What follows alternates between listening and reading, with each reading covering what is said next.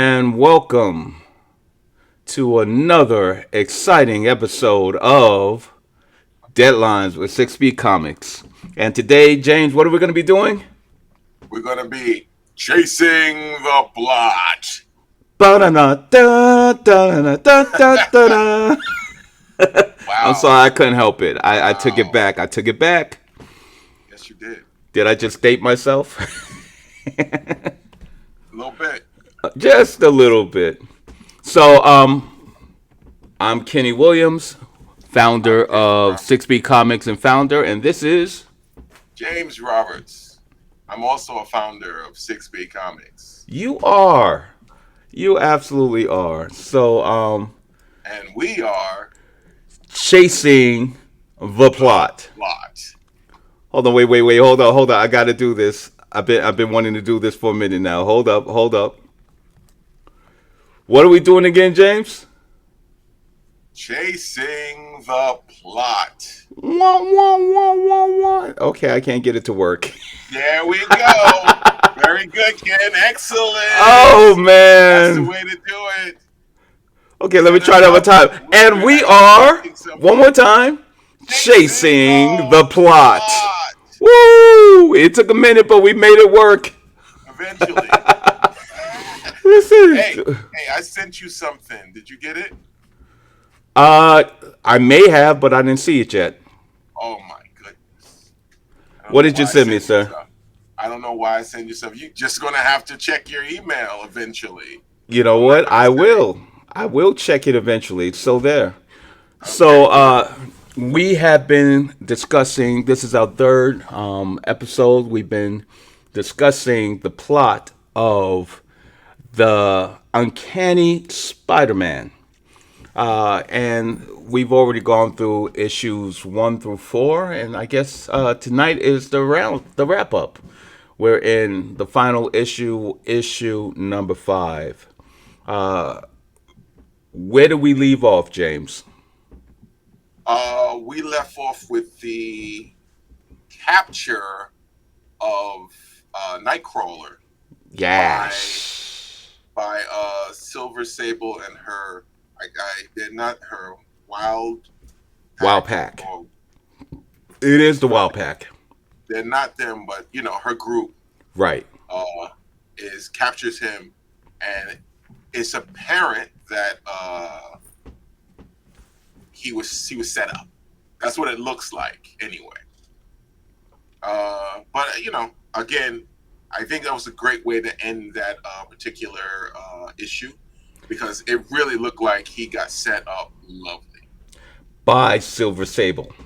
Yes, I've been practicing her name, that's so very good because Silver Surfer is not in this issue no, at not all. nowhere to be found. I looked for him, Yeah, but he was not there. he's he's not there. He's not there. I looked too, But but yes, let me throw up right quick. Silver Sable. yes, that is her. Set our boy Nightcrawler up as it appears. Or Yes, rather, as it so appears. it appears.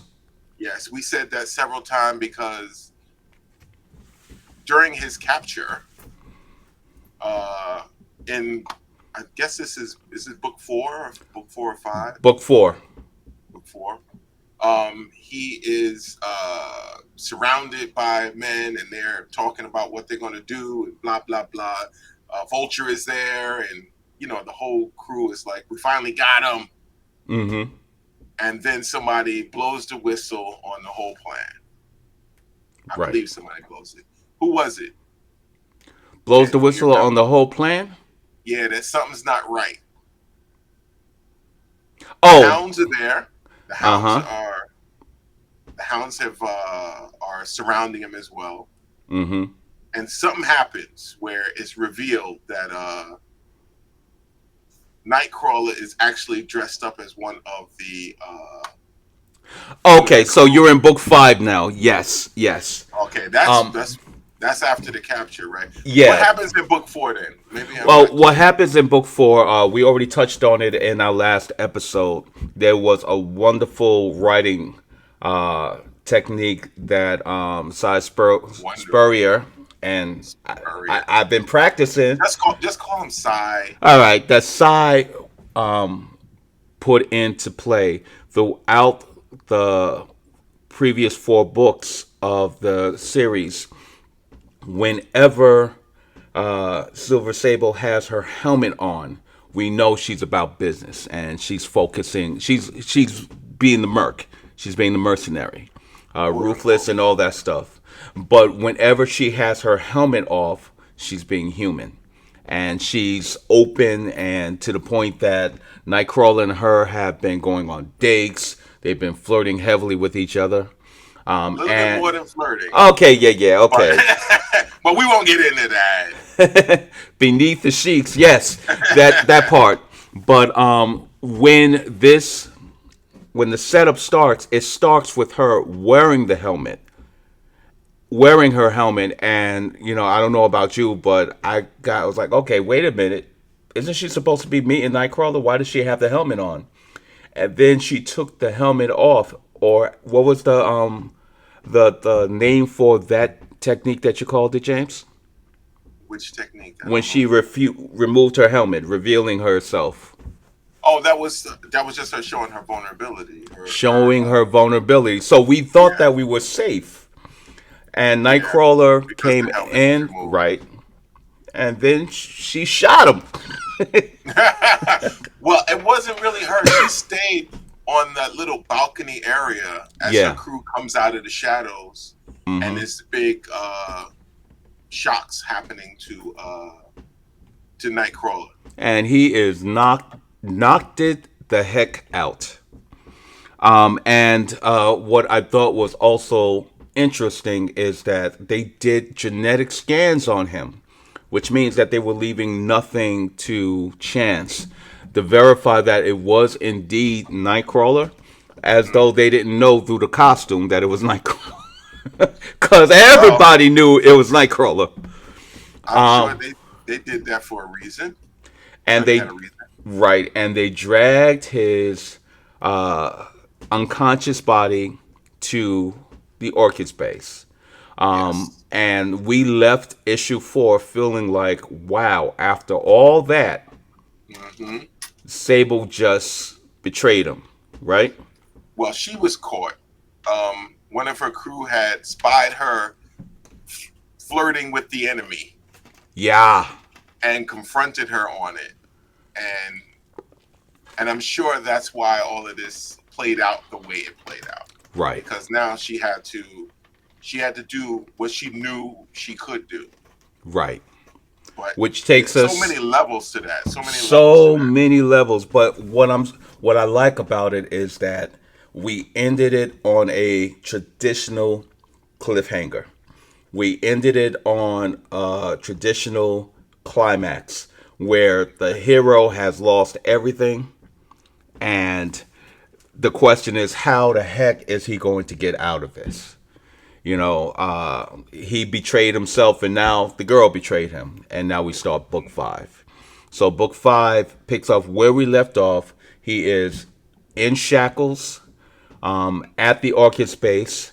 Once again, they do another genetic scan on him to make sure that he is Nightcrawler. And then what happens, James? Then he's not Nightcrawler. Yes! It gets no better than that. That gave me the feel of X-Men. Yes. Where you think you got him, and then next thing you know, you don't know what you got. You're like, but wait a minute. If that's him, who's that? And it's just it was well played. It was very well played. It was well played, and you can almost hear the theme song of The Amazing Spider-Man and His Amazing Friends. I should have known that's why you were singing the song earlier. Yeah, it was. Contain yourself. So the person that they thought was Nightcrawler was actually Mystique, who opened up her whole chest cavity and pulled out guns and started lighting people up. And then the guard that was behind her took off his helmet And all they had to do was look at his hands. The artist was excellent because Nightcrawler has two big fingers. That's it, two big fingers and a thumb, and he Yeah. had these two little fingers in between, and they missed that. So as attention to detail that they missed the fact that there's something wrong with the Obvious. man's gloves, There's and obviously Nightcrawler something wrong. goes to town, and Silver Sable goes to town. So Uh, you're about to say something. well, I was going to say this was awesome in the sense of the reason it reminded me of the X-Men is that they have one plans on top of plans. Usually it's Scott or whoever's leading the team who comes up with that. Right. Nightcrawler obviously was leading this team, and he figured he needed to get into the base. And Mm-hmm. what better way to do it than to get captured, which is typical role playing way of getting into any base. Right. You Right. allow the enemy to capture you, then you Yep. escape, and Because then they you drop their guard. They yup think because that they they've think they already got won. you, Right. and then you run rampant through their base and you mess up all of their plans. I might also point out that what was relevant for the story is that in the beginning of the last issue, Kurt had not decided whether or not he was going to do the work. He saw a poor pizza delivery guy was leaving flowers on the burnt treehouse of the X-Men. And mind you, as far as the world knows, Cyclops just got killed. Mm-hmm. Okay? And the X-Men have gone cast to the wind, and their treehouse that was a symbol of hope in Central Park was burnt down. And because this poor pizza delivery man wanted to honor their loss and lay some flowers on the ashes of the tree, a bunch of humans, a bunch of flash scans grabbed him. Flat scans. Flash scans grabbed him, and they were going to basically lynch him. They had him, lifted him up, and they were carrying, and Spider-Man was trying to reason with them. And Mystique pulled out a hand grenade, and he was going to launch. She was going to launch it into the crowd. And rather, Kurt was just sitting there watching. It's like, aren't you going to do anything? He said, I'm not a mutant right now. I just want to stop some muggers. Yeah, yeah. He was dealing with his His emotions. anxiety Yeah. and emotions, So all the of which fact been that through. he stepped into uh, his role as a leader, and he is one of the main leaders of the X-Men, and he put this plan in place, speaks to the fact that there's been a shift in his emotion and a shift in his mind.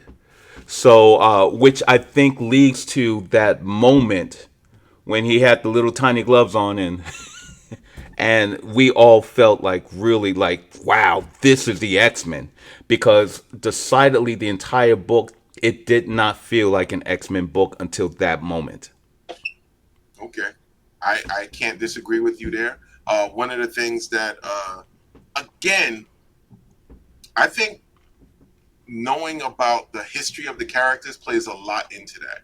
Yeah. Because if you this is the first time you're reading the book, one, you've missed so much story Yeah. and you don't know what that was me. Hmm. Missed so much story and didn't know all of the different I understand the characters from the past, but didn't understand the full environment that they were in. And a lot of this stuff you would just miss. You would not Right. appreciate. This was really heavy in somebody who's been involved with the X Men, particularly in the Krakoa era, Right. and all the stuff that Nightcrawler's been through, and the weight that's on his shoulders up until this point. And because a lot of the stuff was, how do I put it, not for somebody who just enters into this.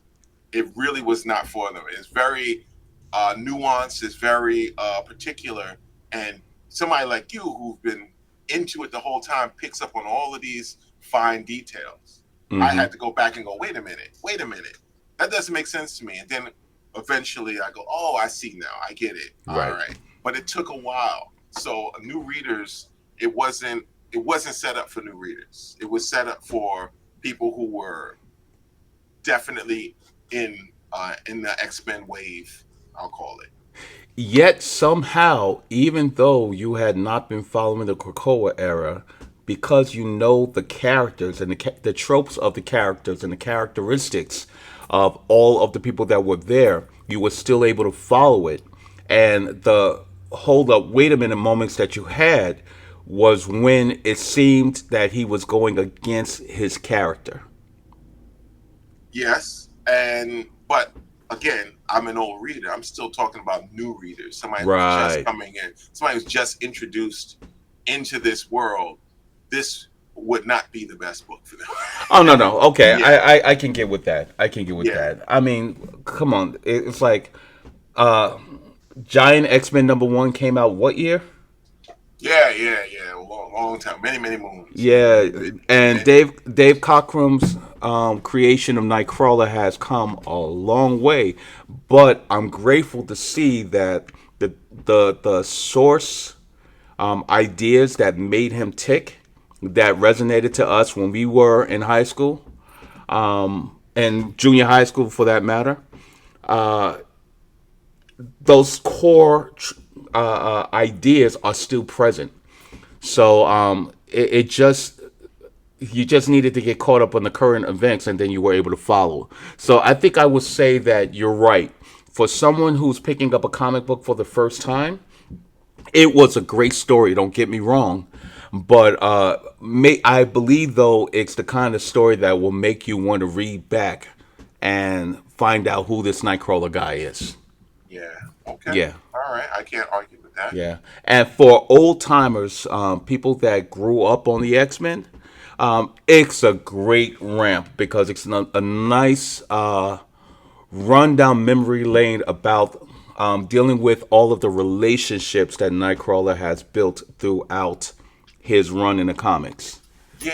It almost seemed like uh, it was a final farewell for Yeah, Nightcrawler. That's what it felt like you because thought he a was gonna lot. die, didn't you? Tell the Yes, truth. yes, that's what it seemed like. It was like, wait a minute, why all of this is being wrapped up? He's meeting old friends. You see old teammates, and it's like, wait a minute, it's a this in the life moment for Nightcrawler, Right.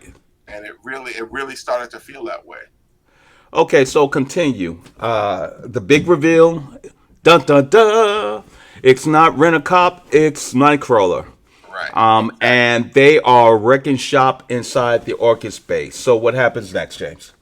Uh, Nightcrawler makes his way to one of the prison areas, well, one of the scientific areas, and finds the source of many of their abilities is actually a mutant. Warlock has Who's been been missing for a very long time? has been found, and Kurt goes about freeing him. I guess. So who's Actually, no. Warlock? Warlock is what was it? What group was he with? Techno He organic. Yeah, he's a techno-organic alien, but Right.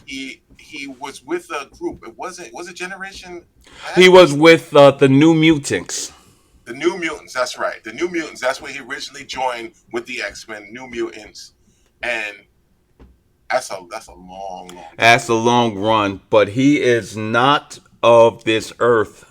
He Yeah, he's an is. alien, He's and an he is alien. what he has is considered like a techno-organic virus. Right. So I thought that was actually timely as well, since we're dealing with the coronavirus now and how it's been also uh, could be used as a weapon. Yeah, and as So again going back to old heads, I could have kicked myself because Vulture's costume, yeah, you can uh, see it on there. it was on there, and I was like, why didn't I not think? Because I was not thinking about Warlock. When you Warlock was saw the the hounds, when I saw the hounds, yes, it was obvious. But so obvious. if you haven't seen something in a long time, I mean, you just don't know. Yeah, but when I say that he's been missing, he's only been missing for maybe he started off in the Krakoa era and then something happened and he got taken off the board. and you just completely forgot about it. I'm thinking that he's locked up in space somewhere, in the base that orbits around the sun. That's where I thought he was. But for him to come up, and I really felt that Sai is a lot smarter than me by putting the obvious right in front of our faces, and we didn't see it until he showed up in all his techno organic glory. Oh, Yes. and we might also point out that even though Warlock is not of this earth, amongst his people, he is considered a mutant Why? because of the way that he processes information. The techno organics, the technarchs, I guess is what you would call them. His father Magus, who is basically was the king of all of them. Uh, just think Star Trek and the Borg. Their mentality is just to absorb everything, to integrate everything, to take over everything, so that everything becomes techno organic. And Warlock is the only creature in all the tech that has his own sense of self and has no desire to absorb people at all, which is People, technology, technology. everything, Nope. everything.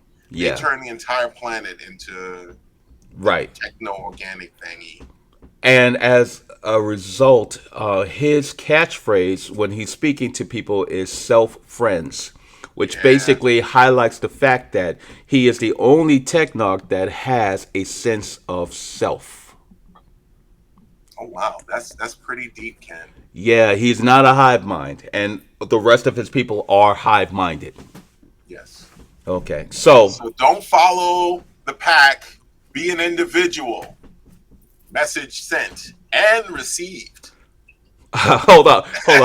How did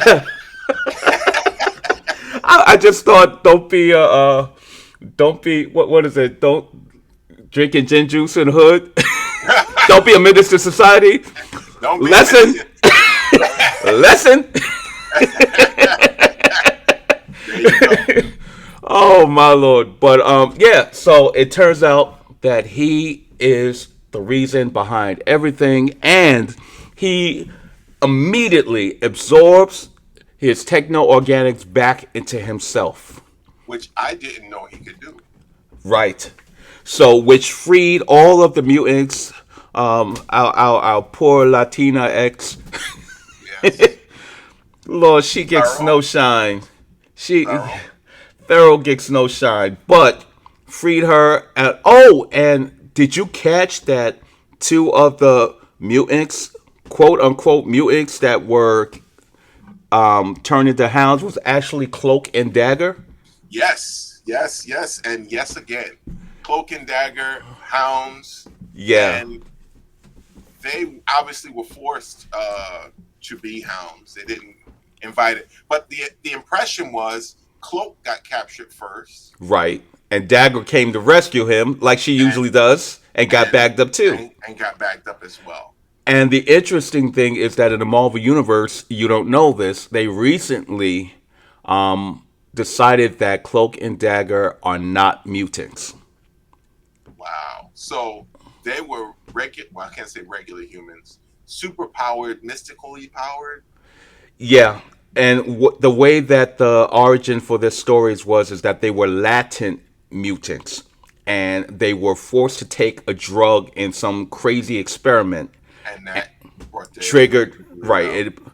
But now But they're that saying doesn't make them recently, a mutant. That doesn't make them a mutant, even though of they had the course it does. potential. Okay. Listen, the fact that they showed up in the Fall of X book, they are mutants. Okay. All right. Well, there you go.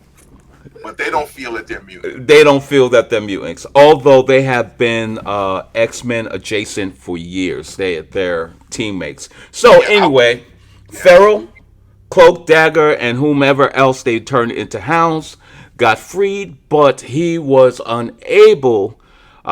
Warlock was unable to absorb his techno organics from the Vulture, Yeah.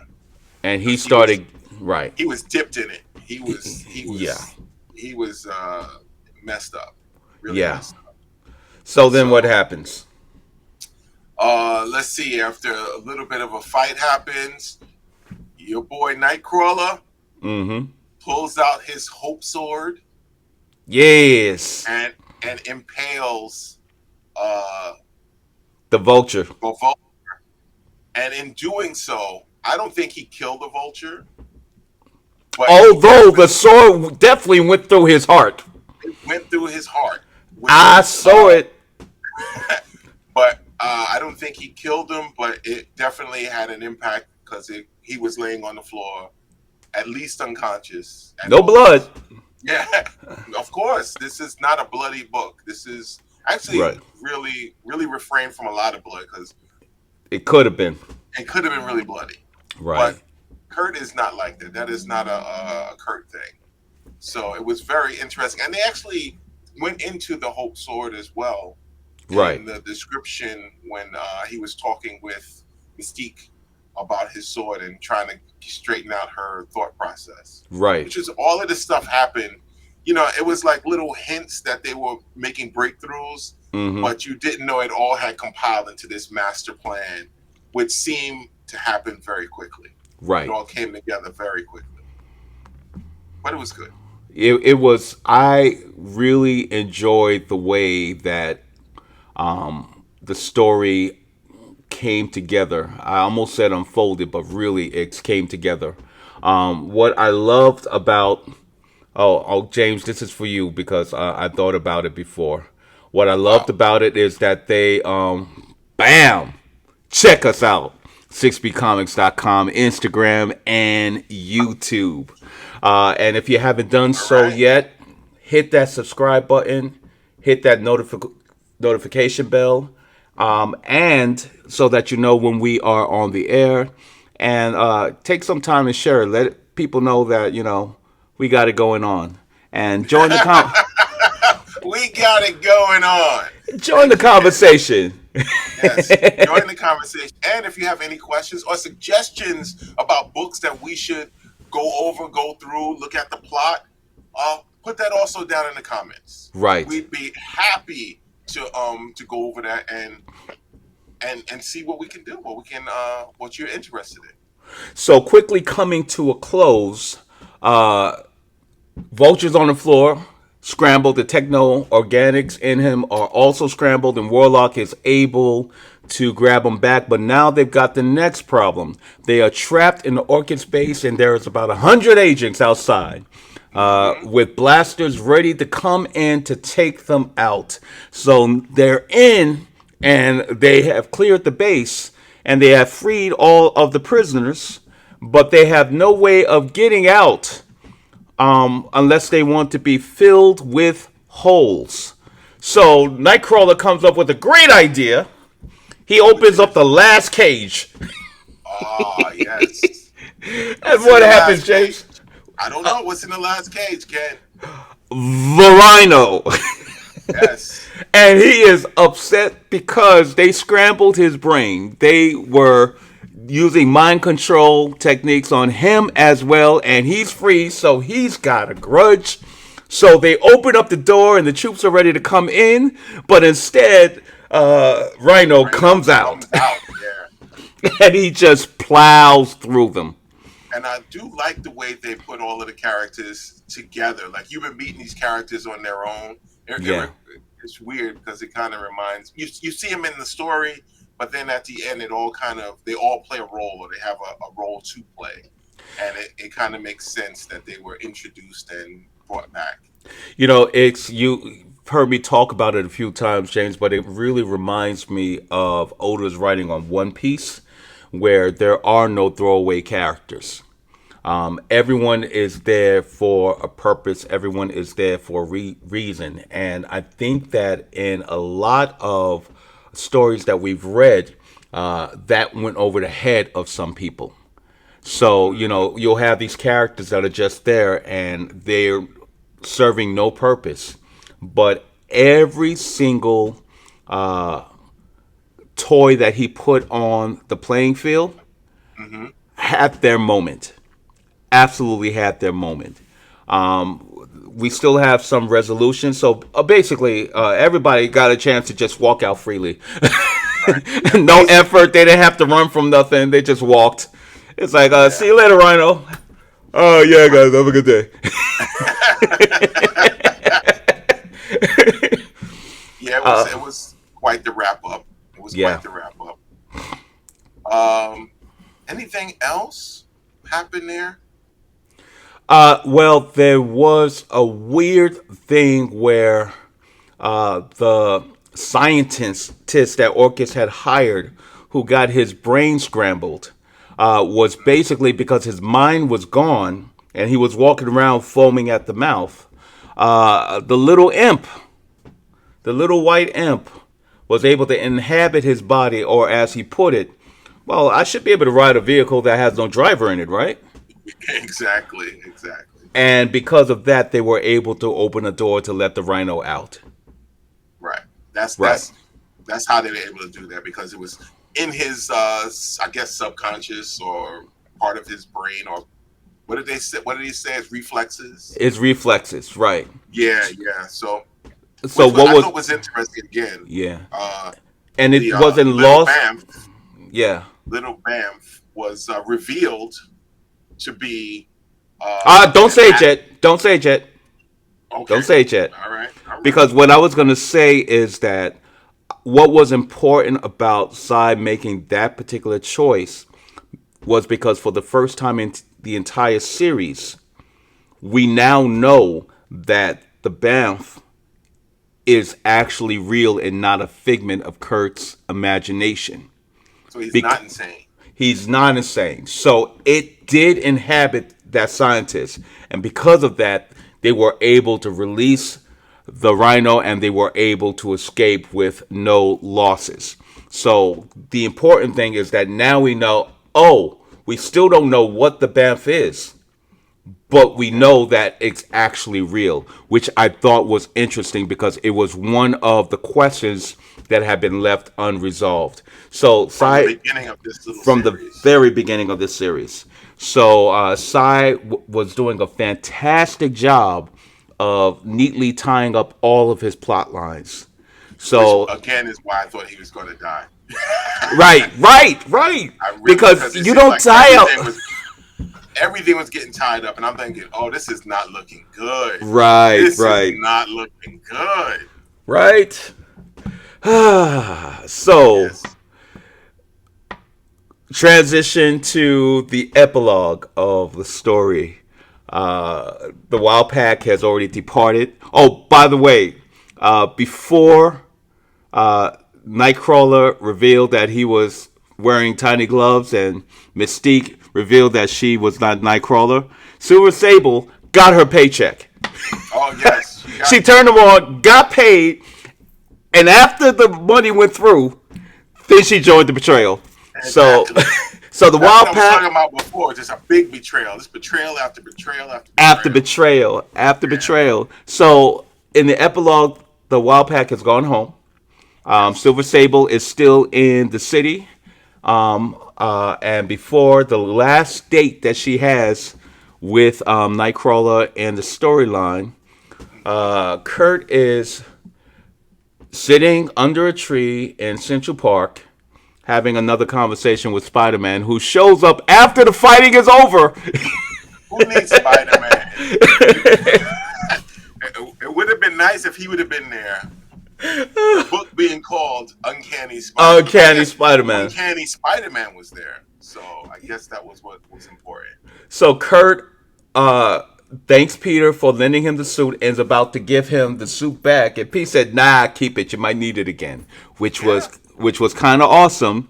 And then he said, "Of course, but you got to tell me, man, how do you make the tail come out and turn black?" Oh, Secrets. X secrets, and he leaves. And again, not calling him Spider-Man, not calling him Nightcrawler, calling each other by their first name, Kurt and Peter. Once again, it ends with a warm friendship. As I said, this entire story is really dealing with humanity. And then we deal with something that's not human at all. Then Deal with. we deal with the Banff. Ah, yes. And that's what I was going to reveal too early. Now you can reveal it. Well, I can't really reveal it now. All right. It's Legion, well, an aspect An of Legion. aspect of Legion. So Yeah, like yeah. everybody knew that Kurt, that spider, that the was Spinner Man, Mm-hmm. that the Spinner Man was Kurt all along. Apparently, Kurt knew that the Banff was an aspect of Legion all along. Uh, By the way, Legion is a very, very powerful mutant. Son, I believe, of Charles Xavier, yeah, and he is got split personalities, and each one of his personalities has a particular power, and he has a whole bunch of thousands, he has a whole bunch of powers. So thousands of personalities. he is very, very powerful, and for an aspect to be a part of Kurt, it makes him actually kind of very powerful as well. My last callback to Krakoa and the books that were called the what was it, X-Men Legionnaires. So where Kurt, Legion, and several others set about creating mutant purgatory. So every mutant that dies now goes into this purgatory waiting room where they can wait in line to be resurrected. But the last time that we saw Legion, he was taken off the board. It was during the Eternals X-Men War, which had just happened. It was the war that took out Magneto. Uranus, who is the grand uncle, great grand uncle of Thanos, the most powerful Eternal in their entire race, took out 98% of the population of mutants that lived on Mars. And the last one that he faced was Legion. And we don't know how that battle ended because it happened off screen, but we had not seen Legion since. Some thought he had been unalived. And here he shows up in Central Park as a cute bath as an aspect. And Kurt asked him, so where is the main body? He said, well, he's in hiding. He's taken himself off the board because what he is holding is way too dangerous. And when asked, well, where is he hiding? He said, in the safest place he can find, in your heart, Kurt. Very metaphysical. I don't know what the heck that means. It's the Hope Sword, man. Come on, It's that thing okay. cuts through That's what it everything. is. It cuts It's gotta through be. everything. It's gotta It be. cuts through. It's gotta be that. It's gotta be. And the fact that he called it the Hope Sword, it's much bigger than just a sword that he threatens people with Now, and impales people. issues with the story as we bring this broadcast to an end. Did you have any issues with his My writing only, technique? I can't say any problems with his writing technique per se. I like that they had, like I said, it seemed like a bigger world because of the all of the characters that were involved. That I didn't see how they fit into this story, like Rhino. Yeah, I obviously he was a Spider-Man enemy, but why Rhino? right. Because they Also, needed somebody to open up the door. yes, I think that's what it was. I think that's what it boils down to. Uh, Cloak and Dagger, which I Yeah. haven't really seen them in a book in quite some time. I understand Mystique's aspect in this, but even Silver Sable, why her as Hmm. opposed to some other mercenary group or what have you? It was a lot of characters. Oh, Vulture. Yeah, It was just a lot of characters, and I was like, well, why, why? It right. just didn't seem to fit very cohesively as to clearly why. But in the end, when wrapping it up, it made more sense. Right. Uh, I think you sort of have that to trust the writer in right. that one. Right. I think the fact that I would say Silver Sable because she's morally ambiguous at best. Now we know that she actually have has very strong morals, but because she always comes with a price tag, you're always wondering where her loyalties lie. Yeah. Vulture, even though he had, as I said, made a turn for good, we know at the end of the day he's always looking for immortality. Yes. So it causes him to be morally ambiguous. Uh, the Rhino he's not the sharpest tack. He's You can not the say that sharpest again. tack, right? You can say it again. I think Okay, I'll get it eventually. but we know that at the end of the day, even though he's a small time criminal, and I do mean small time, you never see him in some major storyline. Always doing something, where no one else will get hurt. So, Feral, out of all, Feral, Cloak, and Dagger, all Yeah, Pharaoh. I three, forgot to mention Pharaoh. yeah, all three of them always stand on a morally ambiguous line. Mm, Most of the people in the Marvel Universe don't know what they're getting. Cloak creeps everybody out. And Dagger, did she just kill that man with that dagger? Because they don't understand how her powers work. So it's like it really pointed to the fact that the only two people in the entire story that you knew where their morality lied was Peter Parker and Kurt Wagner. And Kurt Wagner was in crisis. So we didn't know where he was going. So I think that Cy did a fantastic job on it. I would also add, and yeah, I know it's a little fuzzy, but I'm gonna throw him up there. oh This yes, guy, Nimrod. Nimrod.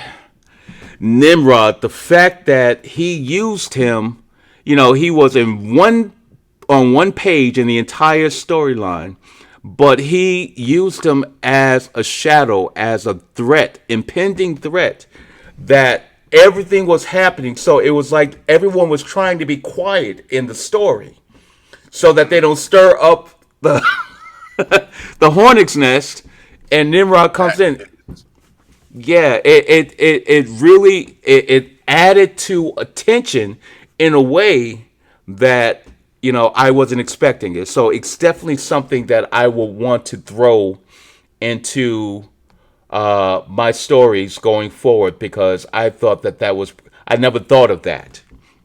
I never thought of doing it that way, I might add. But he really successfully had everybody freaking out because we didn't know if Nimrod was going to be coming out. We were like, is that what he's leading to? Is Kirk going to die here? Is he going to be unalived by Nimrod? What is going on? And he never came back. So if I had one issue with the book, it's what happened towards the end of book 4, where Nightcrawler and Mystique had a conversation, but the conversation was held off camera. oh yes. And in But the order, I actually think that that conversation was the other book. The what is it? X Men Blue Origin, Origins Blue, X Men Origins Blue. Origins Blue, and it I believe. is. Yeah. It's Okay. just personally what I believe. I would have made that part of the last panel when he's sitting in Central Park, so that it would be a better lead into that book. Because I was left, oh, wait a minute, I've been waiting for this conversation since 1970. Well, Since it wasn't it in another book completely. It wasn't it in. was in another book completely, and Right. I was ready to go, and then they said, and the conversation did happen, but you Hmm. got to go to this book. I was Right. like, no. That bothered That's me. That yeah. Well, bothered me, but that's that's sales, my brother. yes, it is. I Well, they just had to make the sales so that you go to this other book and check it out. That's But the I way it think is. I would have preferred it if Cy would have put that at the tail end of book 5, so that it's Oh, a smoother transition transition. out. But I think that, as you said, it was a sales decision, not his decision. And it's Hmm. something that he was most likely instructed to do to get the most bang for the buck. Yes, it was definitely some sort of a plan by the higher ups to make more sales. I mean, Yeah. that's part of their job. But I gotta tell you, man, it worked because I Yes, was so itching to find out yes, what the conversation was that I yes, read X-Men Origin Blue.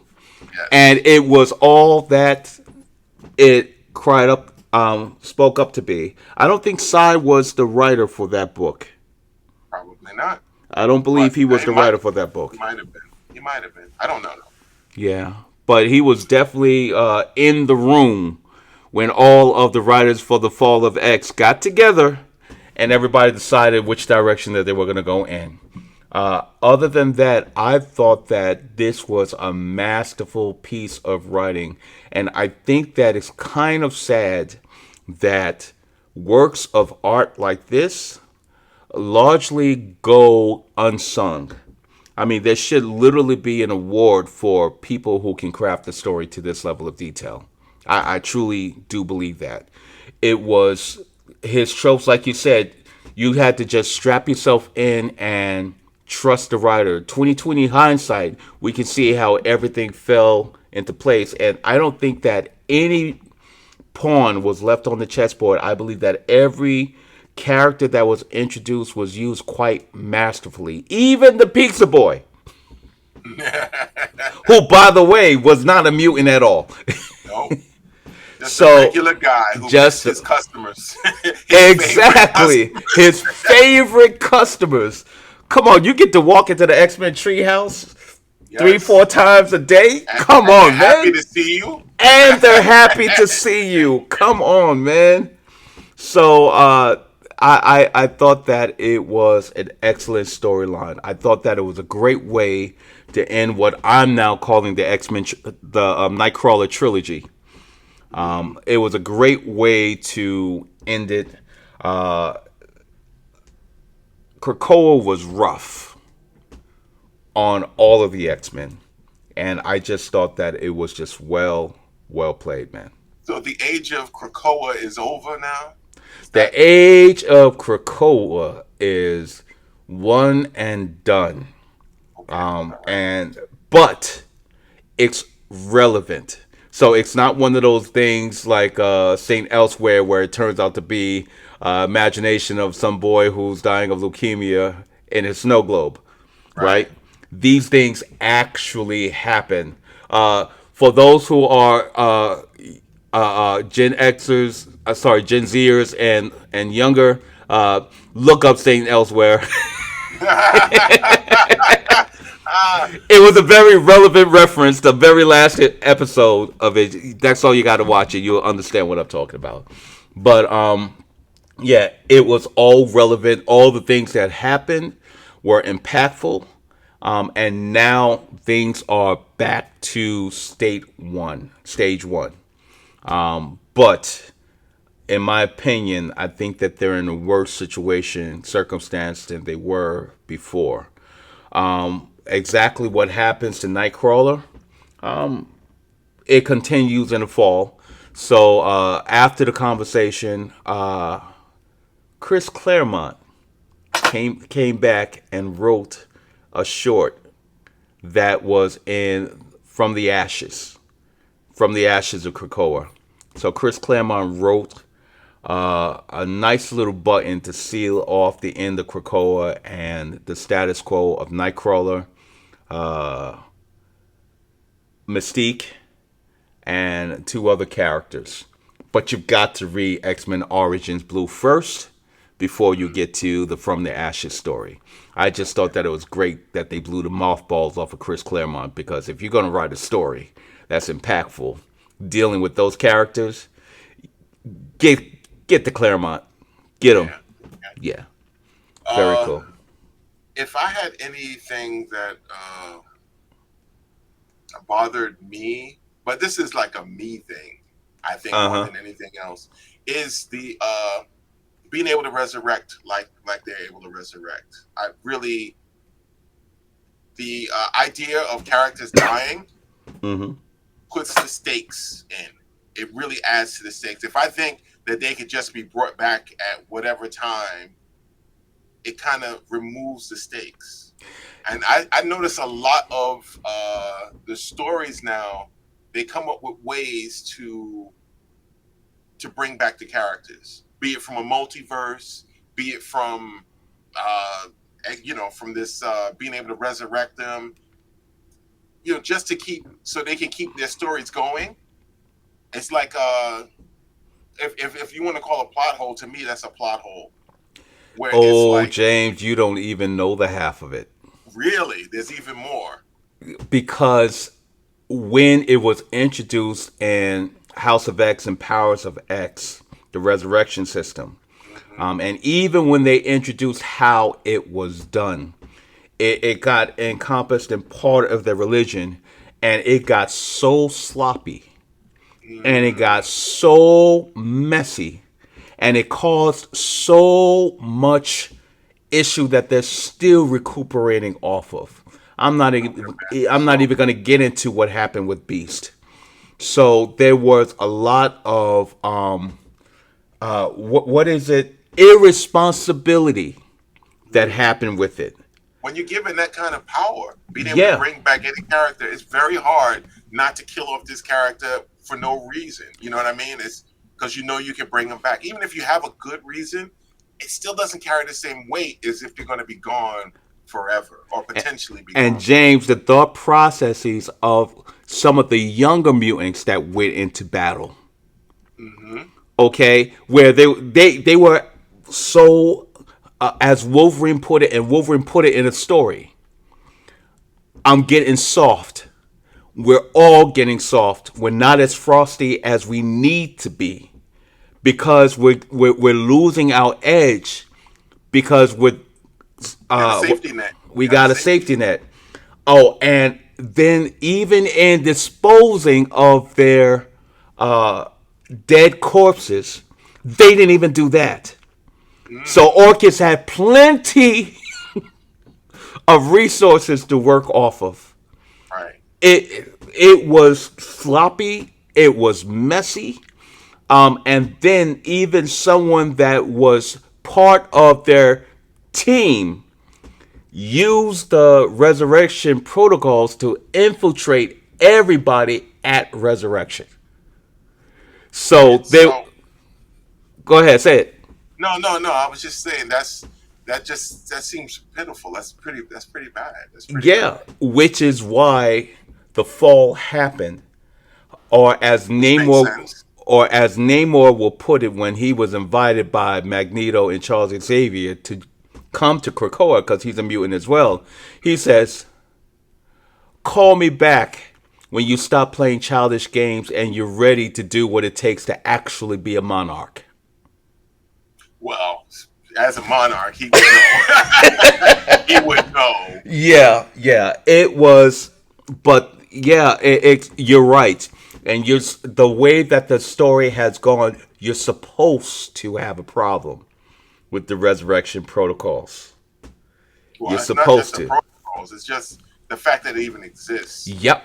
is Yeah, is I don't know. It just yeah, it gave me. I had a definite problem with that. and it added to the hate of humanity against mutants because everybody just came back from a funeral. You know what I'm saying? Yes, yes. And the resurrection protocols was only for mutants, not humans. With the Yeah. exception Well, of I would Captain imagine. America, they brought him back once. They, I would imagine. That people would have a problem with that. yeah. But Uh, watch this. Some of the mutants, and specifically, I'm talking about Storm, refused to be resurrected. mm, She said, "If I die, then I will die, but you will not resurrect me because I'm Omega level, baby."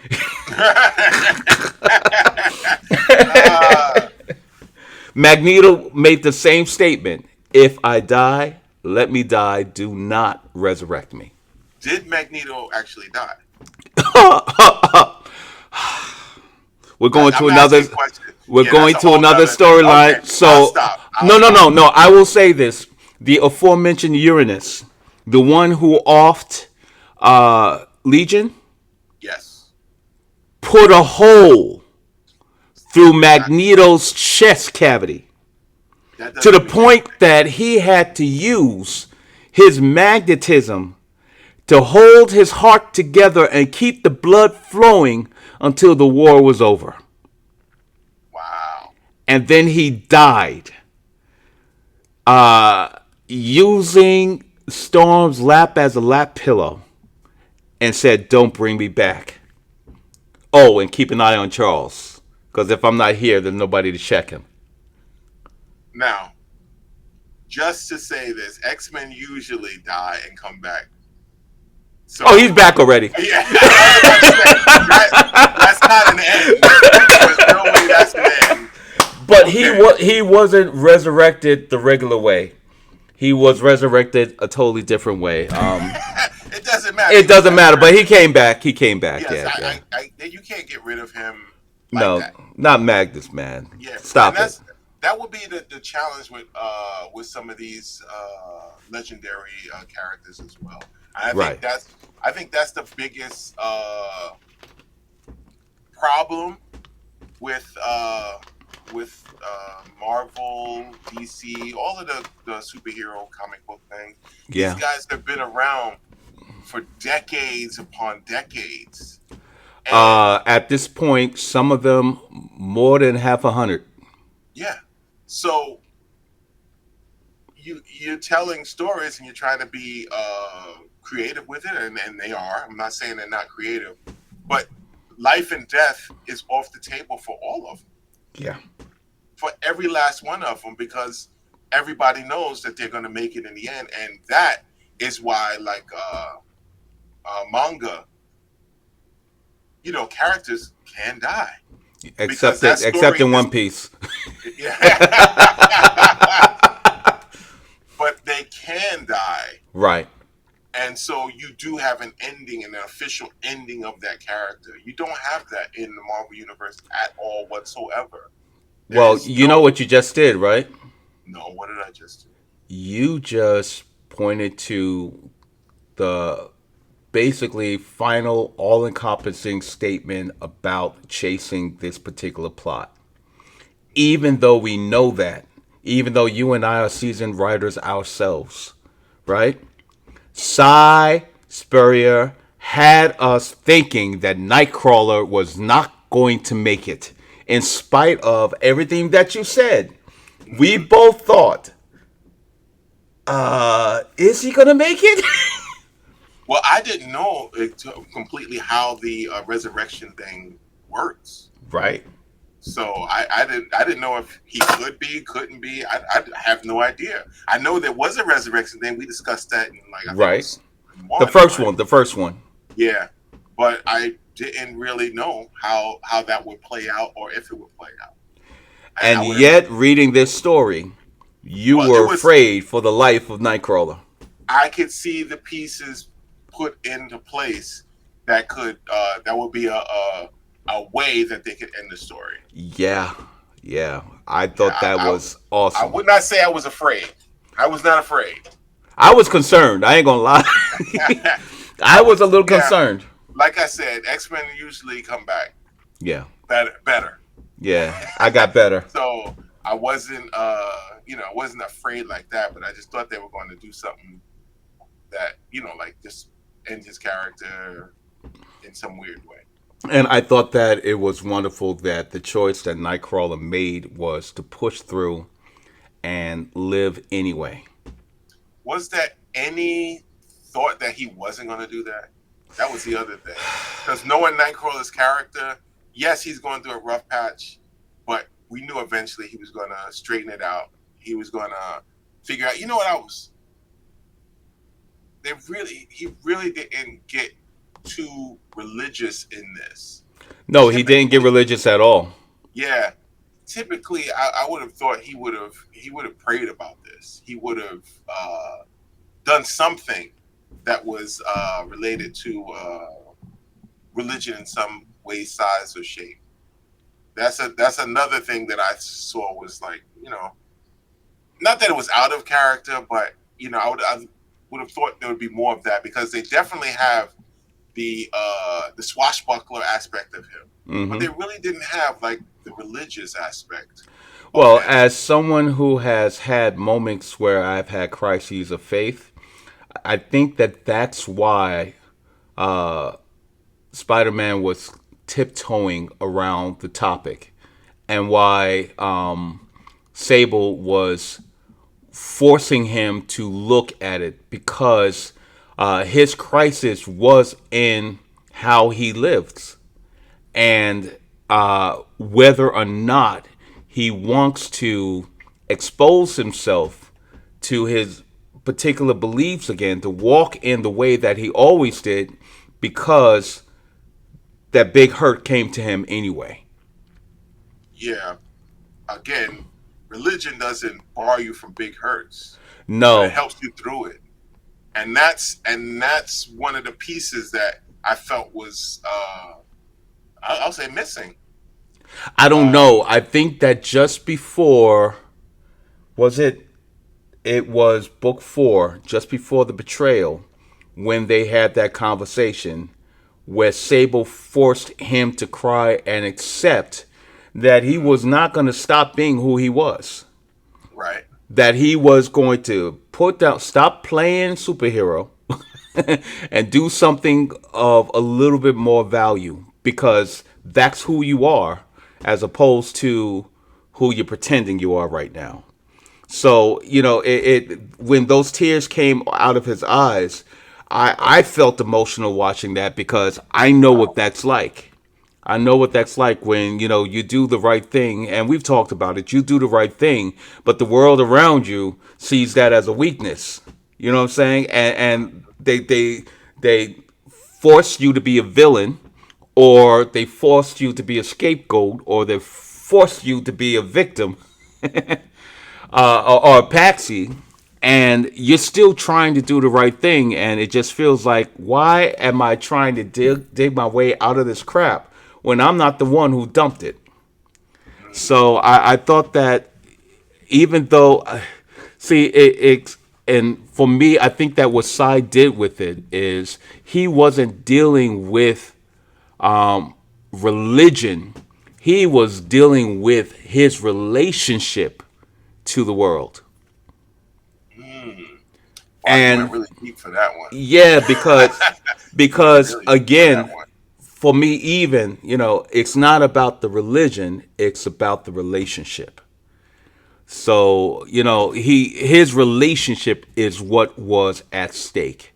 His relationship with his faith, his relationship with his mother, his relationship with the mutant population and the X-Men, his relationship with the city of New York, his relationship with humans, and his relationship even with his hope sword. So see what I did there? Like I said, a fantastic, fantastic artist. Rather, right? Yeah, artist. Cy Spurrier is. And again, it's a crime that he's not getting a an award for this series, because he really went deep.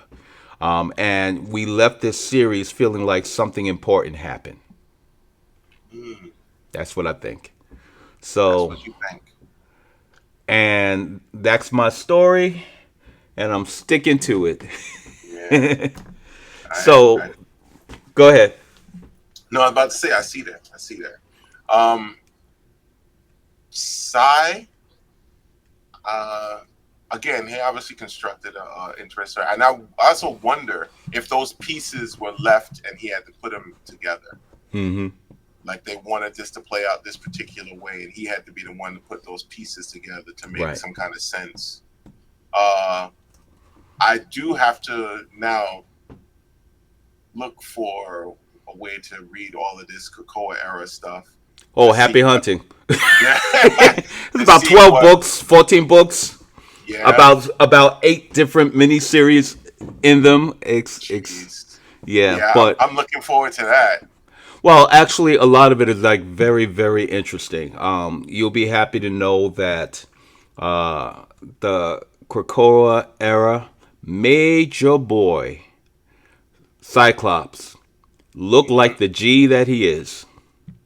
Oh, finally. Finally, he got his Finally. props. He got his props, man.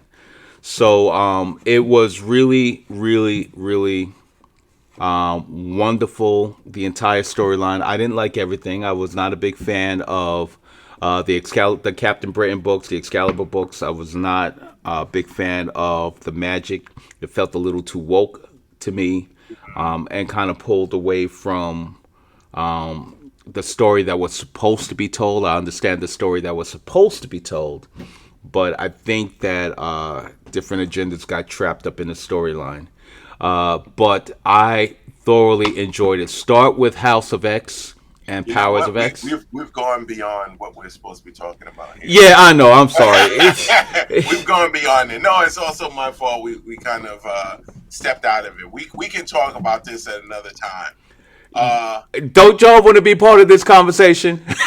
well, you can be. Just write in the comments section you want to hear what we talked about, There you and go. I and think that next we already discussed following up this story arc with X Men Origins Blue. So we'll mhm. come back to it. And understand on this channel, we're not just going to be talking about writing, we're also going to be dealing with the art, the perspective, the backgrounds, the anatomy, the shading, the flow. We're going to be talking about all the things that, as creators, get us excited about the comic book genre. Genre. So, once again, my name's Kenny Williams, And I'm James Roberts. founders of 6B Comics, and this has been Chasing the Plot on Yeah. Deadlines with 6B Comics. We'll see you guys soon. All Take right. care. Peace. Peace.